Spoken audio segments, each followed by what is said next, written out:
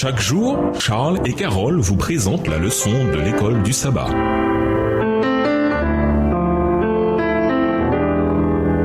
Bienvenue dans votre émission. Dieu nous parle. Nous voilà à la leçon de jeudi, les saints du Très-Haut. Qu'arrive-t-il au peuple de Dieu d'après les textes suivants? Daniel 7, les versets 18, 21, 22, 25 et 27. Daniel 7, les versets 7, 18, 21, 22, 25 et 27.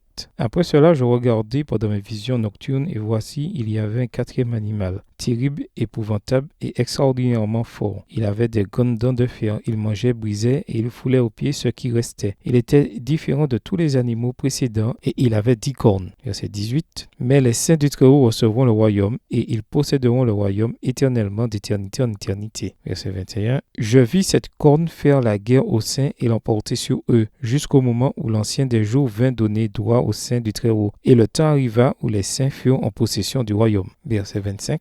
Il prononcera des paroles contre le Très-Haut, et il opprimera les saints du Très-Haut, et il espérera changer les temps et la loi, et les saints seront livrés entre ses mains pendant un temps, des temps et la moitié d'un temps. Verset 27. Le règne, la domination et la grandeur de tous les royaumes qui sont sous les cieux seront donnés au peuple des saints du Très-Haut. Son règne est un règne éternel, et tous les dominateurs le serviront et lui obéiront. Les saints du Très-Haut désignent le peuple de Dieu. Ils sont attaqués par la puissance représentée par la petite corne. Comme ils tiennent à rester fidèles à la parole de Dieu, ils sont persécutés pendant la période de domination papale. Les chrétiens furent également persécutés à l'époque de la Rome païenne, la quatrième bête. Mais la persécution mentionnée dans Daniel 7, verset 25, est une persécution des saints par la petite corne qui ne survient qu'après la fin de la phase païenne de Rome. Cependant, le peuple de Dieu ne sera pas soumis éternellement à l'oppression par des puissances mondiales. Le royaume de Dieu remplacera les royaumes du monde. Chose intéressante, dans la vision, on donne au Fils de l'homme la domination, l'honneur et la royauté. Daniel 7, verset 14. Mais l'interprétation proposée par l'ange, c'est que ce sont les saints qui reçoivent le royaume. Daniel 7, verset 18. Il ne s'agit pas d'une contradiction. Vu que le Fils de l'homme est lié à Dieu et à l'humanité, sa victoire est aussi la victoire de ceux qui les représentent. Quand le grand prêtre demande s'il est le Messie, le Fils de Dieu, Jésus renvoie au psaume 110, verset 1, ainsi qu'à Daniel 7,